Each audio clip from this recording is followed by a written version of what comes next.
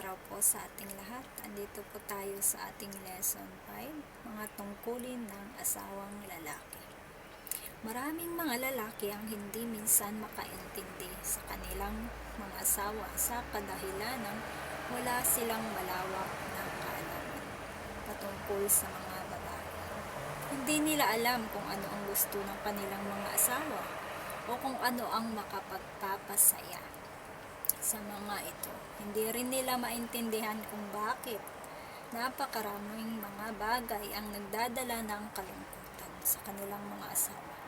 Ngunit kung magbibigay ng maraming oras ang lalaki sa pakikipag-usap sa kanyang asawa, ang hindi pagkakaunawaan ay mabibigyang solusyon. Maliwanag sa Biblia ang responsibilidad ng asawang lalaki sa kanyang pamilya.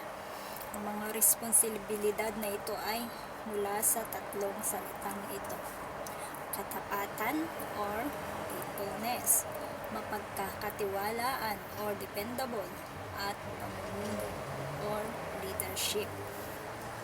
Dito sa point 1 ay makikita natin dito ang tapat sa kanyang asawa or true to his wife.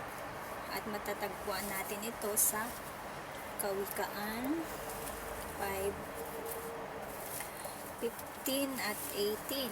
Sabi dito sa verse 15, ang dapat ay maging tapat sa asawang minamahal at ang tangi mong pag-ibig iukol sa kanya lamang.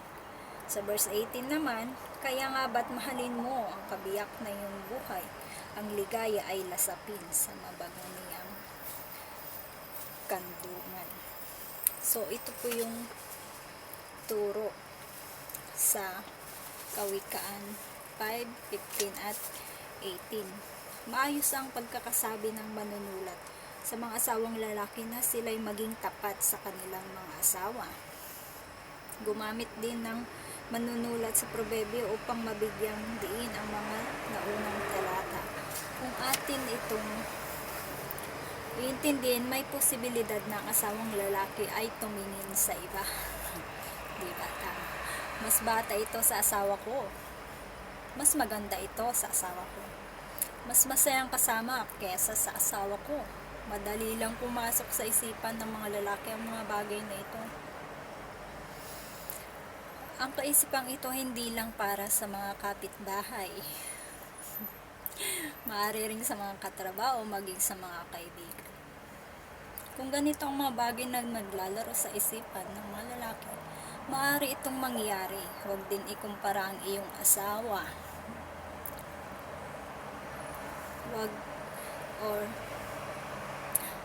Huwag din ikumpara ang inyong mga asawa. Responsable tayo, hindi lamang sa mga pumapasok sa ating isipan, kundi pati na rin sa ating mga ginagawa. Nakakasira ang pagpapanatili sa kaisipan ng mga kaisipan ito. Kinakailangan hingin agad ang tulong ng Espiritu Santo sa mga pagkakataong ito. At agad na iwasan ang mga ganitong pagkakataon. Ang mga babaeng tinatawag na fantasy woman. Sa katunayan, walang tunay na kasiyahan, ngunit yun ang gusto nilang ipakita sa pamamagitan ng kanilang kagandahan or attractiveness. Ayun. Makita natin to, maraming mga ganito, diba? At pagiging kaaya-aya, desirable. Ang masama nito ay ang pagkakaroon ng mga lalaki ng kagustuhang makasama ang ganitong mga babae. Natural na sa mga lalaki ang maakit sa magaganda.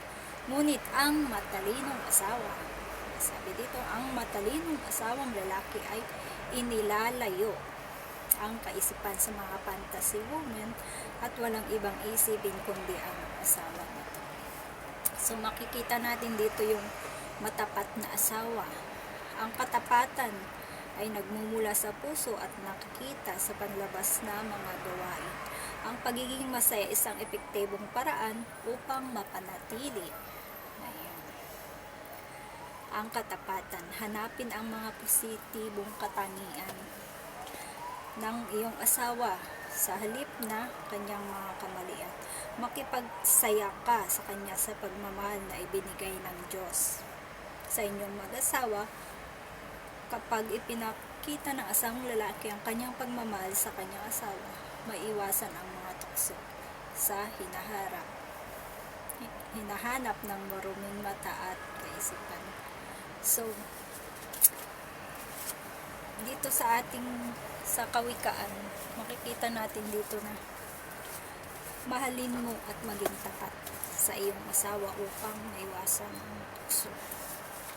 Maging lahat ng ating kaisipan dapat nakatuon lang sa ating asawa, lalong-lalo na ang mga lalaki, upang maiwasan ang tukso at magkaroon ng mahabang oras sa pag-usap sa kanyang asawa upang maiwasan ang pag-aaway o hindi pagkakaunawaan, upang maintindihan ninyo ang inyong mga asawang babae kung kinakailangan. At sa point 2, makikita natin dito yung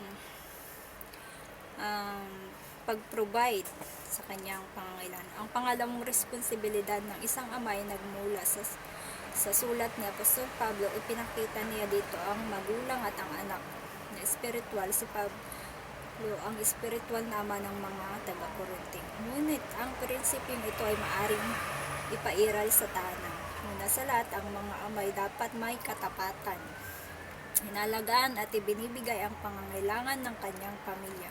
Kadalasan ay iniiwan ng mga lalaki o babaeng kanilang mga pamilya para kumita. Napipilitang tumayo sa sariling mga paa ang mga anak. Mayroon sanang pag-ibig na kayang magsakripisyo or sacrificial love para sa kanyang pamilya.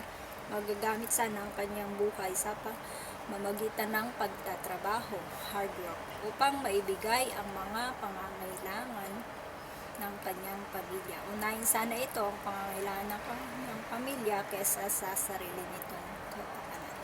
Malaki ang koneksyon ng katapatan at responsibilidad sa loob ng tahanan at tunay na pananampalataya. Sinabi ni Pablo na ang lalaking hindi binibigay ang pangangailangan ng kanyang pamilya ay tumatalikod sa pananampalataya at mas malala pa sa hindi mananampalataya. Ang testimonyo ng lalaki ito ay mababaw at walang mararating. Kung minsan may mga rasong hindi katanggap-tanggap kung bakit hindi maibigay ang pangangailangan ng kanyang pamilya o hindi maaring gawin, ngunit kaya naman sana ito. Kaya dapat maging responsable ang isang ama sa kanyang pamilya, lalong-lalo na sa pagbibigay ng pangangailangan nila, ang material. Hindi lang material, pati na rin spiritual. Dahil ang point 3 ay pagpapakita ng spiritual na pamumuno, to exhibit spiritual leadership. Ang isang ama ay dapat maging leader ng pamilya. Tinawag si Abraham na ama ng bansa ng Hebreo. Tinanggap niya ang karangalan sa pamamagitan ng katapatan at pagsunod niya sa Diyos. Pinagpala ng Diyos ang pamilya ni Abraham sa pamamagitan ng pagpaparami ng lahi ni Abraham. Ginawang daluyan ng pagpapala sa buong mundo ang pamilya nito. Sa pamilya ni Abraham nanggaling ang tagapagligtas. Hindi perpekto si Abraham, ngunit siyang mabuting huwara ng pagsunod sa Diyos. Hindi lamang ulo ng tahanan ang isang ama, ngunit espiritual na ama din ito sa kanyang pamilya. Responsabling ang ama sa pagtuturo ng salita ng Diyos sa kanyang mga anak at sa paglalapit ng mga ito sa Diyos. Ngunit kinakailangang imodelo ng ama ang mga paturuan at prinsipyong ito dahil ito ang pinakamabuti at pinaka-epektibong pagtuturo. Ang pagtuturo hindi na suportahan ng gawain kailanman hindi magiging epektibo. Yes. Hindi na maniniwala ang mga bata hanggat hindi nila nakikita ito sa buhay ng isang tagapagturo. Dahil ang bata ay may kakalayaang pumili kung paano sila mamuhay kahit ginawa ng mga magulang ang kanilang makakaya upang turuan ang kanilang mga anak. May mga pagkakataon pa din na hindi sila maniniwala at pipilin pa din na talikuran ang mga mabubuting turo sa loob ng tahanan. Kung ito'y mangyayari o nangyari na sa inyong pamilya, patuloy pa din sana ang inyong pananalangin sa Diyos na ibalik ang mga turo ng Biblia sa kanilang buhay. So, bilang magulang o bilang ama o ina, tungkulin natin ipanalangin ang ating mga anak na magpatuloy. O tayo mismo sa ating sarili, isa pamuhay natin ang mga nais nating ituro sa ating mga anak. Sa panahon ngayon, hindi ang sobrang pagmamahal ang problema, kundi ang kakulangan ng pagmamahal sa asawa. Ayun. Kaya marami ang nagkakaiwalay kasi kulang ng pagmamahal. May mga asawang lalaki na hindi na iniisip ang katapatan sa kanilang mga asawa. Lagi sanang alalahanin ng mga lalaki na manatiling tapat anuman ang mangyari sa kanilang buhay. Ang tunay na pag-ibig ay ang pagsuko ng buhay. Maayos o hindi man, maganda ang mga pangyayari sa buhay, hindi sana mabuwag ang pag-ibig sa bawat isa. Ang asawang lalaki ang siyang magtrabaho upang maibigay ang pangangailangan ng pamilya. Ito ang pamantayan, ito ang dapat. May isang kasabihan na nagsasabing, charity begins at home. Ang pinakamagandang gawin ng mga ama sa kanilang mga anak ay ang pagmamahal sa kanyang asawa. Mas maayos pa daw ang pag-asikaso sa mga bisita. Hindi sana ganito. Tama. Dapat mas maayos yung pag-asikaso natin sa ating sariling pamilya kaysa sa ating mga bisita.